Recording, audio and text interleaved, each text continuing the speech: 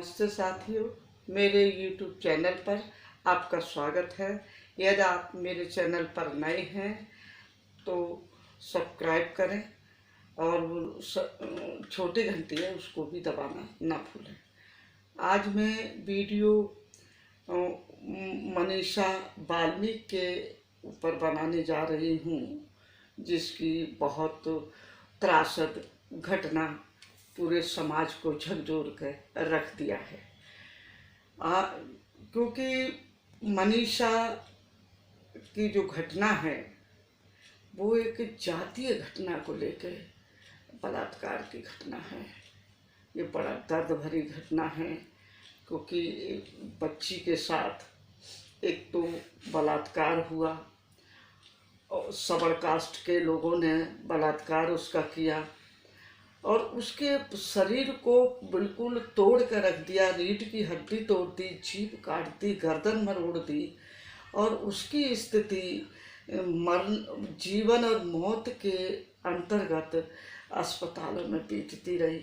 अस्पताल बदलते रहे, सही से इलाज भी उसको नहीं मिला और उसकी स्थिति इतनी खराब हो गई थी कि न वो मरने में थी न जीने में थी। दूसरी बात, वाल्मीकि जाति की होने के कारण कोई उस पर ध्यान नहीं दे रहा था कि वो बच्ची है, कितनी महत्वपूर्ण है, उसका जीवन है, उसको सही होना ज़रूरी है, या उसके साथ ऐसा क्यों हुआ। क्यों लोग नहीं सोचते कि वो एक महिला है, एक बच्ची थी जिसके साथ जो घटना घटी वो सबकी पीड़ा के बराबर थी। ऐसा क्यों सोचती है कि वो जाति की थी तो उसकी पीड़ा कम होगी और लोगों की पीड़ा अधिक होगी। ये इतना गलत समाज दिशा में जा रहा है।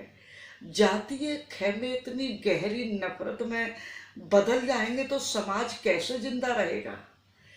14 सितंबर को घटना हुई और 29 सितंबर को मनीषा की मृत्यु हुई है। जीवन मरण का कैसा दर्द उसने झेला हॉस्पिटल के अंदर और उसको दर्द को झेलती झेलती वो खत्म हो गई। इस जिजीविसा को लेके वो कहती थी मैं जिंदा रहना चाहती हूँ, मैं मरना नहीं चाहती हूँ, क्योंकि मैं जीना चाहती हूँ। तो उसके जीवन का इतना महत्व नहीं समझा कि उसको जीना कितना जरूरी था, कितना महत्वपूर्ण था, कितना दर्द उसको दिया।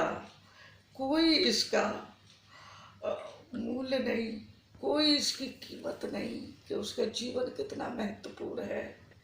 मर जाती है तो उसका दाह संस्कार भी उसके माँ बाप को नहीं करने देते। जिन्होंने अपनी बच्ची कितने यत्न से पाली होगी और अंतिम विदाई वो अपने हाथों से करना चाहते कि किसी तरह अपने बच्चे की डेड बॉडी को ठिकाने हम अपने हाथों से लगा दें और जिससे उन्हें ये तसल्ली रहे कि हमारी की कैसी की काया हो गई, कैसी ना हो गई। उसकी माँ इस तड़पन में कैसे अपने को भुला पाएगी कि उसकी बच्ची की अंतिम जो मुंह है देखने को नहीं मिला। यही दर्द वो लेके के किसी तरह से उसका संस्कार नहीं होने दिया। दाह संस्कार होता, माँ को ये तसल्ली होती मैंने अपने हाथ से अपनी बेटी को समेट के चिता में रख दिया, रखवा दिया।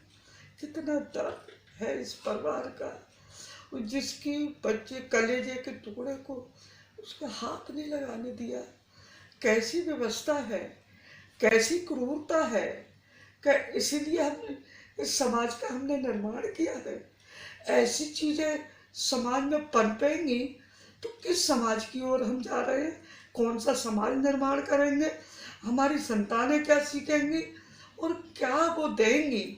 कोई भी समाज इस स्थिति में विकास ही नहीं कर सकता, प्रगति नहीं कर सकता।